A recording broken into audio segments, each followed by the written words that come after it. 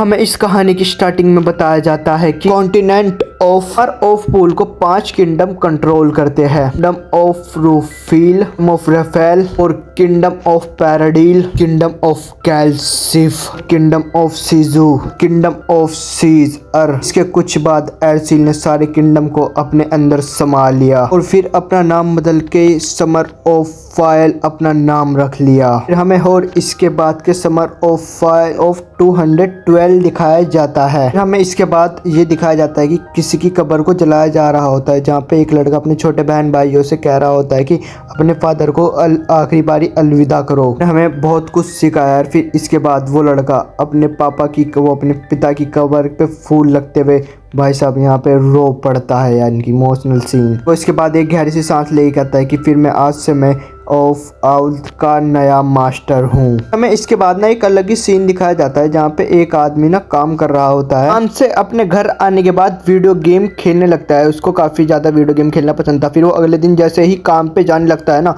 उसे एकदम से हार्ट अटैक आ जाता है। इसके बाद उसकी वहीं मौत हो जाती है। और जैसे ही वो फिर से उसकी आंख खुलती है तो वो अपने सामने एक औरत को देखता है। वो सोचता है कि क्या ये कोई हॉस्पिटल है, तभी लेकिन उसके सामने एक उड़ता हुआ कुत्ता आ जाता है भाई। फिर उस औरत के पास एक मेड आके कहती है कि ये आपका बच्चा तो कितना प्यारा है। तो हमारा जो मेन कैरेक्टर होता है वो अपने आप को एक प्लेट के आगे देखता है, तो वो देखता है वो तो एक छोटा बच्चा है बेचारा। अपने आप को देख के काफी हैरान हो जाता है। समर फॉल कैलेंडर के हिसाब से, उसके हिसाब से 200 ईयर है। मिशन में जो हमारा मेन कैरेक्टर है वो वहाँ पे पैदा हुआ है। यूँ 3 साल बीत जाते हैं तो फिर तभी एक मेड आर्स के लिए ना चाय लेके आती है। आर्स हमें बताता है कि उसको ना जब वो मर गया था तो फिर वो उसके बाद ना यहाँ पर पैदा हुआ। फिर मैंने इसके बाद इस दुनिया के बारे में जानना शुरू कर दिया। मैं समरफोल्ड फायर में पैदा हुआ हूँ। कॉन्टेंट ऑफ समरपूल के शासक है।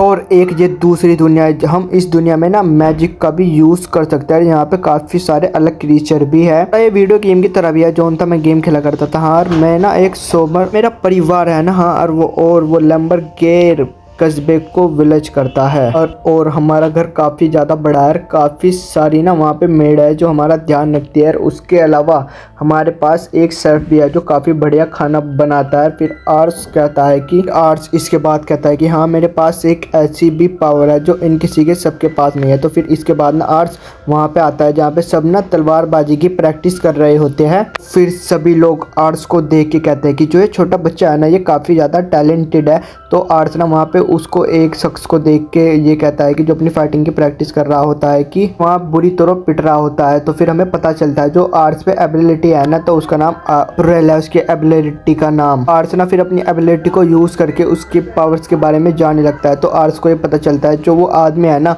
वो धनुष बाण चलाने में काफी ज्यादा बढ़िया है। ये भाले के साथ ना काफी अच्छा नहीं बिल्कुल भी लड़ पा रहा था, बार बार हार हो जा रहा था। तो फिर आर्स उसके पास आके पूछता है क्या तुमने कभी धनुष बाम चलाया। वो आदमी कहता है कि हाँ, धनुष बाम का इस्तेमाल हम दूर डिस्टेंट के अपोनेंट पे कर सकते हैं। आर्स उस आदमी को कहता है कि आपको ना फिर इसके बाद इसे छोड़ के ना आपको धनुष बाम चलाने की कोशिश करना चाहिए। भाई यहाँ पे ना आर्स की आंखों की चमक देख के सच में ये आदमी उससे इतना इम्प्रेस हो जाता है तो उसे मना नहीं कर पाता। इस आदमी ने ना कभी भी धनुष बाम नहीं चलाया, लेकिन वो आर्स की बात की वजह से वो धनुष बाम चलाने लगता है। तो फिर वो एक एरो को लेता है धनुष में, एक तीर को बिल्कुल अपने उसके अपोनेंट पे मारता है जो भाई बीचम बीच लगता है, जो देख के वो भी और वहाँ के सारे लोग ना काफी ज्यादा खुश होने लगते हैं। वो सोचते हैं कि ये तो एक तुक्का है। जो इसके बाद हुआ भाई, वो जितने भी तीर मारता है ना, सारे बिल्कुल परफेक्ट निशाने पे जाके लगते हैं। इसके बाद सभी लोग उसे कहते हैं तुम्हारे पास इतना बढ़िया टैलेंट है तो तुम्हें एक आर्चर होना चाहिए, तुम्हारे पास इतना बड़े पैदाइशी टैलेंट है। जिस वजह से ना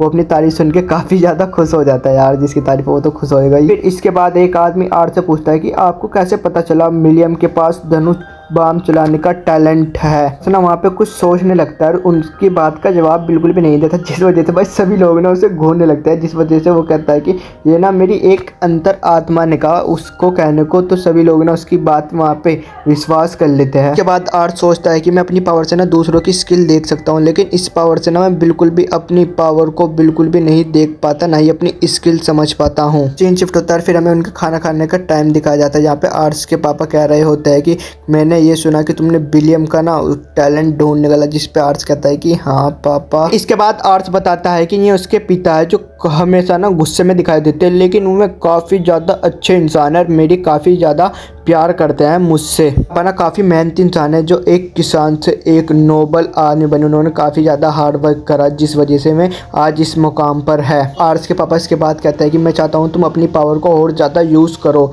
जिस वजह से तुम इस कस्बे के ना अगली बारी शासक बनोगे। पर टैलेंट खोजने की ताकत काफ़ी बढ़िया होती है। जो आर्स के पापा होते हैं ना तो आर्स को अपने बदले का भी मीट उसे ही खाने को दे देते हैं। इस वजह से वो काफ़ी जल्दी बड़ा हो। इस वजह से ना आर्स सोचता है कि मैं अब ना और ज़्यादा मेहनत करूंगा और अपने पापा को कुछ बन के दिखाऊंगा। जिस वजह से वो बुक्स पढ़ने लगता है, जिस वजह उसे ना एक काफ़ी बढ़िया बात पता चलती है। समर फूल का टाइम काफ़ी बेकार आने वाला है, क्योंकि जो समर फूल के शासक है ना वो काफ़ी ना बेकार और भ्रष्टाचारी आदमी है। काफ़ी सारे लोग ना उनका विद्रोह करते हैं और काफ़ी सारे नोवेल ना अब तो उनके बारे में विद्रोह करने के बारे में भी सोच रहे हैं। लंबे टाइम तक ऐसा ही चलता रहा तो ये जो साम्राज्य है ना बिल्कुल ख़राब हो जाएगा, बस में मिल जाएगा। और मुझे भी इस वजह से एक शासक होने की वजह से अपनी सेना को लेके लड़ने के लिए जाना ही पड़ेगा। फिर इसके बाद आर्ट सोचता है कि एक मेरे जैसा छोटा बच्चा क्या लैम्बर के लोगों की मदद कर पाएगा, हिफाजत कर पाएगा। कि जो यहाँ के सभी लोग हैं ना मेरे से काफ़ी ज़्यादा अच्छा व्यवहार करते हैं, मेरी काफ़ी सारा प्यार भी करते हैं,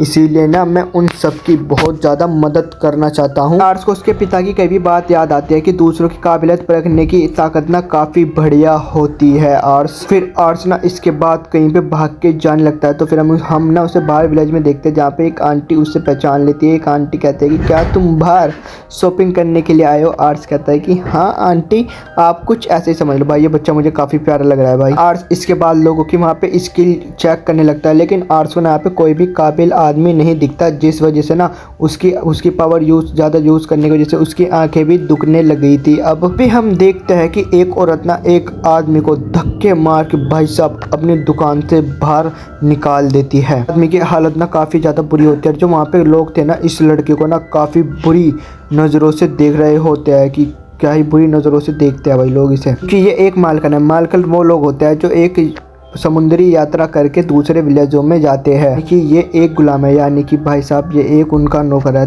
तो भाई लोगों जब भी आर्सना फिर इसके बाद उस लड़की के पास एक ब्रेड लेके पहुंच जाता है, लेकिन जो वहाँ पे लोग होते हैं ना वो सब उसे पहचान जाते हैं। वो हाउस कीपर का ना छोटा बेटा वो बेटा है लड़का होता है ना, वो थोड़ा सा हिचकाता हुए ना वो ब्रेड ले लेता है। और भाई साहब वो ब्रेड खाते हुए भाई साहब सच में उसकी आंखों में से आंसू आने लगते हैं। आर्ट्स इसके बाद इसकी पावर चेक करता है, जो देख के आर्ट्स काफ़ी ज़्यादा शौक हो जाता है, क्योंकि इसकी पावर काफ़ी ज़्यादा एक वॉरियर से भी ज़्यादा होती है। जो देख के आर्ट्स भी काफ़ी ज़्यादा शौक हो जाता है। वो कहते हैं क्या ये नहीं हो सकता, इतनी ज़्यादा पावर और सारी इतनी बढ़िया मैजिक और इतनी खतरनाक चीज़ें। लड़का ना आर्ट्स का शुक्रिया कह के वहाँ से जाने लगता है। तो फिर आर्ट्स ना उसका छुपके से पीछा करने लगता है। तो वो लड़का कहता है आर्ट्स को आपको ना मेरा ऐसा पीछा नहीं करना चाहिए। तो फिर इसके बाद आर्ट्स उस आदमी को कहता है क्या तुम मेरे सहायक बनोगे? जो सुन के भाई वो आदमी तो काफ़ी शौक हो जाता है।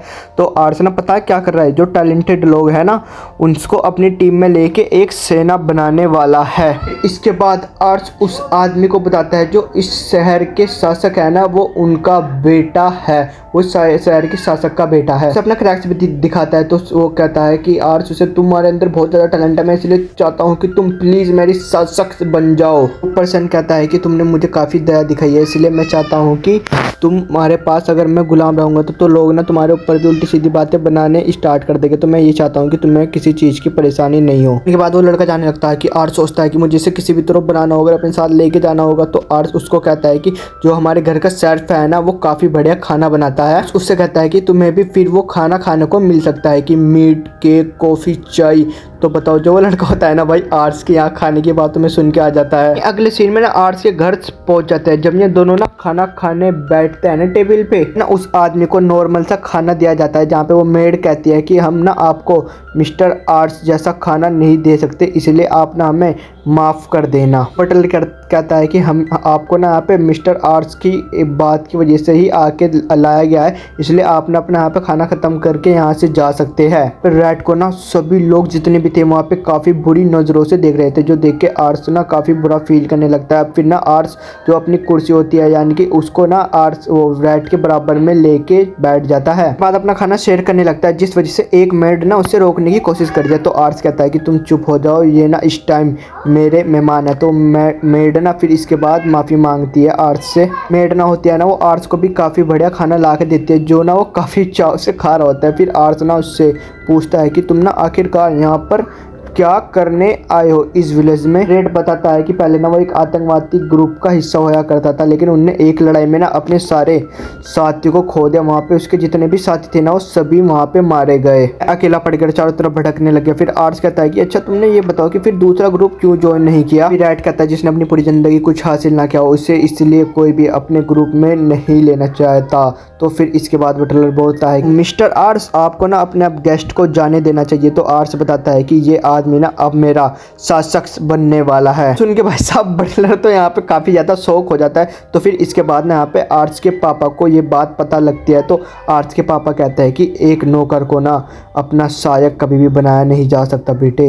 इसके बाद बताता है कि रेड में ना काफ़ी ज़्यादा काबिलियत है। तो वो होता है ना जो आर्ट्स के पापा होते हैं वो कहते हैं कि मार्कस बिल्कुल बेवकूफ़ नॉनसेंस होते हैं बेटा। तो फिर ये लड़का ना लैम्बर्ट्स की काबिलियत के लिए बहुत ज़्यादा ज़रूरी है। तो आर्ट्स कहता है कि अगर आपको रैट की काबिलियत पे कुछ शक है ना तो आप ना एक बार रैट को उसकी काबिलियत चेक करके देखिए पापा। आर्ट्स के पापा कहते हैं कि तुम्हें इसके आदमी के ऊपर इतना भरोसा किस तरह है आर्ट्स। तो आर्ट्स कहता है कि मुझे इस पे ना पूरा भरोसा है, बस ऐसे ही मुझे पता है कि ये काफ़ी ज़्यादा काबिलियत है इसमें। आर्ट्स की इतनी मेहनत करने पे राविन ना उसके बात मान लेता है और उसका जो राविन होता है ना तो उसकी टेस्ट करने के लिए मान जाता है। फिर उसके टेस्ट की तैयारी करवाता है। वो बोलता है कि अगर ये लड़का काफ़ी टैलेंटेड निकला तो मैं इसे सोल्जर बना दूंगा। तो यहाँ पे आर्ट्स होता है कि ये ना काफ़ी ज़्यादा टैलेंटेड है, इसमें काफ़ी ज़्यादा पावर भी है। यहाँ पे सोचता है कि ये ना काफ़ी जल्दी अपने लोगों को पीछे छोड़ देगा और काफ़ी बड़ा रैंक पे आ जाएगा। तो जो आर्ट्स के पापा होते हैं ना वो कहते हैं कि इसको ना मेरे साथ एक सिर्फ डुएल करना होगा, अगर ये जीत गया तो एक सोल्जर बन जाएगा। तो यहाँ पे आर्ट्स कहता है कि पापा सिर्फ ये तो अभी 14 साल का, आप तो एक गॉड लेवल के आदमी हो, आप तो इसे एक ही झटके में हरा सकते हो ना। यो जो राविन है ना तो उसकी काबिलियत रेड से तो काफ़ी ज़्यादा ऊपर है, क्योंकि भाई साहब राविन ना काफ़ी ज़्यादा पावरफुल है। तो तभी आर्ट्स कहता है, यहाँ पे राविन कहता है कि मैं इससे अपनी पूरी पावर से तो बिल्कुल भी नहीं लड़ूंगा। तो इसके बाद जो आर्ट्स होता है ना वो रेड से पूछता है कि क्या तुम इसके लिए तैयार हो। तो यहाँ पे रेड हाँ में सिर हिला देता है भाई। फिर राविन जाने लगता है। तो तभी रेड कहता है कि आप ना मुझको अपने इतना सहायक बनाना क्यों चाहते हैं। तो यहाँ पे रेड कुछ बोलने वाला होता है। आर्ट्स बोलता है क्या तुम हाउस सावन के सहायक बनना नहीं चाहते। आर्ट्स बोलता है कि अगर तुम्हारी मर्जी नहीं है तो ये सारा मामला ना अभी रफा दफा हो जाएगा। तो तभी रेड बोलता है कि अरे नहीं मुझे तो बनना है, लेकिन ये ना मेरे किसी सपने की तरह है, बिल्कुल जैसे कोई सपना हो। बोलता है जहाँ भी मार्केट जाते हैं ना वहाँ पे उन्हें धक्का मार के बाहर निकाल दिया जाता है। तभी रेड कहता है कि मुझे तुम्हारी काफ़ी ज़्यादा ज़रूरत है, क्योंकि जब मैं इस कस्बे का शासक बनूंगा ना। आर्ट्स इसके बाद बोलता है कि तुम इसलिए मेरी मदद करो और मेरी हेल्प करो। तो भाई ये सुन के जो आर्ट्स होता है ना तो वो काफ़ी ज़्यादा मोटिवेट होता है। वो कहता है कि ज़रूर मैं आपके लिए जान दे दूंगा और आपके लिए ना पूरी जान लगा दूंगा। तो तभी रेड बाद रावेस्ट उससे लड़ने के लिए फील्ड में आ जाता है, जहाँ पे रावेल भी तैयार हो रहा था। फिर रावेल ना रेड से तलवार उठाने को कहता है। वो कहता है कि अगर तुमने एक भी हमला इस वक्त के ख़त्म होने से पहले मेरे ऊपर कर दिया तो तुम ना इस टेस्ट में पास हो जाओगे, जीत जाओगे। पे आर्ट्स को लग रहा था कि रेड ना किसी तरह जीत सकता है। तभी आवेश कहता है कि तुमने ना अभी तक रेड अपना मुझे नाम नहीं बताया। तो तभी रेड अपना नाम बताता है आवेश को। इसके बाद राविन भी अपने आप को इंट्रोड्यूस करता है। फिर ना उन दोनों में फाइट स्टार्ट हो जाती है, जहाँ पे रेड को ये पता चल जाता है राविन और उसमें ना ज़मीन आसमान का फ़र्क हुआ है। तो लेकिन रेड ना जब भी कोशिश करता है उससे लड़ने की तो सोचता है कि मुझे आर्ट्स के लिए तो कुछ करना ही है। दोनों काफ़ी ज़्यादा फाइट करने लगता है, जो देख के रेड तो यहाँ पे काफ़ी कन्फ्यूज हो जाता है। वो कहता है कि वो पापा के सामने तो ये इतनी देर तक नहीं टिक पाएगा जैसे फाइट कर रहे थे। लेकिन जो वहाँ पे आदमी होते हैं ना जो रेड की फाइट देख के उसकी ना काफ़ी ज़्यादा तारीफ कर रहे थे कि उसके सामने इतनी देर कोई टिक गया, भाई साहब काफ़ी बढ़िया फाइटर लगता है। तो उसको ना राविन से लड़ते हुए काफ़ी ज़्यादा दिक्कत हो रही थी। तो राविन उस पर एक और अटैक करता है, जिस वजह से जो रेड होता है ना वो जाके काफ़ी ज़्यादा दूर गिरता है। राविन कहता है कि अब तो वक्त काफ़ी कम बचा है। तो जो रेड होता है ना वो आर्ट्स की तरफ देख के उसकी सारी कही हुई बातें याद करने लगता है। और जो रेड होता है वो वहाँ पे दोबारा खड़ा हो जाता है। रेड इसके बाद कहता है कि मैं अपना बेस्ट दूंगा और रेड ना फिर उस पर हमला करने भागता है। तो लेकिन वो उसे चकमा दे के ना वहाँ पे राविन के पीछे आ जाता है। तो फिर वो उसके पास ना आते ही उस पर अटैक करता है। जो राविन होता है ना वो अपनी लकड़ी की तलवार से उस अटैक को रोक लेता है। राविन इसके बाद उसे दूर कर देता है। तो रैट ये देख के काफ़ी शौक हो जाता है और वो राविन्स ना तो उसे कहता है कि बहुत हुआ, ये मैच यहीं पे खत्म हो, क्योंकि जो रैट होता है ना वो राविन्स पे एक हमला करने में सक्सेस हो जाता है। जो सुन के तो भाई आर्स काफ़ी ज़्यादा खुश हो जाता है। देख के सभी लोग हैरान हो जाते हैं। जो तो यहाँ पे रैट ना एक सोल्जर बन जाता है, जो आके ना फिर रावेश उसे शुक्रिया बहुत सारी बधाइयाँ देता है उसकी जीतने की, यानी कि खुशी देता है। राविन सोचता है कि आर्स ने बिल्कुल सही कहा था, इस लड़के में काफ़ी ज़्यादा काबिलियत है और ये लड़का अब एक सोल्जर बन चुका है। तो मुझे ना पहले रैट की काफ़ी ज़्यादा चिंता हो रही थी, तुम आने वाले टाइम में कैसे सर्वाइव करोगे, लेकिन अब ना मुझे तुम्हारे पे काफ़ी ज़्यादा गर्व है और मुझे पूरा यकीन है तुम एक महान शासक बनोगे और आने वाले वक्त में क्या पता तुम एक एम्पायर भी बन सकते हो। और फ्रेंड्स कहता है अरे मैं तो मजाक कर रहा था, मैं तो सिर्फ इतना चाहता हूँ तुम हमारे खानदान की शान को ऐसे ही बनाओ रखो बेटा। रैट को ना सारे सोल्जर घेर लेते हैं और उसकी काफ़ी ज़्यादा यहाँ पे तारीफ करने लगता है। वो कहते हैं कि तुम कितना बड़े फाइट करे, तुम तो काफ़ी ज़्यादा पावरफुल हो, तुम तो काफ़ी बेस्ट हो। तो यहाँ पे अगले सीन में ना जो रैट होता है वो आर.एस से मिलने जाता है, जहाँ पे आर.एस ने ना कपड़े बदल लिए होते हैं। आर्स ना रैट को ही कहता है कि तुम्हारे ऊपर सूट तो काफ़ी बड़े लग रहा है। तो यहाँ पे आर्स उसे कहता है कि मैंने सुना है तुम नौकरों का भी काम करने वाला है। तो यहाँ पे जो रैट होता है वो कहता है कि हाँ। तो यहाँ पे आर्स कहता है कि तुम्हें ऐसे काम करने की बिल्कुल भी ज़रूरत नहीं है। तो यहाँ पे रैट कहता है कि अरे नहीं, मैं आपके लिए जितना करूँ मेरे लिए इतना कम है, क्योंकि ये मेरे किसी ख्वाब की तलवार, मैं आपको सर्वाइव करना चाहता हूँ। प्लीज़ रैट लॉर्ड आर्स, मैं आपके लिए बहुत कुछ करना चाहता हूँ। अगर आप उस दिन मुझे नहीं मिलते तो मैं अभी भी उन्हीं गलियों में भटक रहा होता, क्या पता मैं वहीं उसको इसी गली में मर जाता। मैं आपकी बहुत सारी हेल्प करना चाहता हूँ, मैं आपका बहुत शुक्रमंद हूँ। उसके बाद आर्स ना रैट का हाथ पकड़े कहता है कि अरे थैंक यू, आज से चलो हम दोनों आओ, चलो अब हम अपनी मजबूत सेना को बनाना स्टार्ट करते हैं। ऐसे उन्होंने अपनी सेना बनानी स्टार्ट कर दी। तो गाइस एपिसोड यहीं पे खत्म होता है। तो चलिए अगर आप चैनल पे नए हो तो आज चैनल को सब्सक्राइब करना है, बेल नोटिफिकेशन को ऑन कर देना। हम आपके लिए ऐसी कमाल के एनीमे और भी लाना चाहते हैं। तो चलिए बाय बाय, टाटा सायोनारा।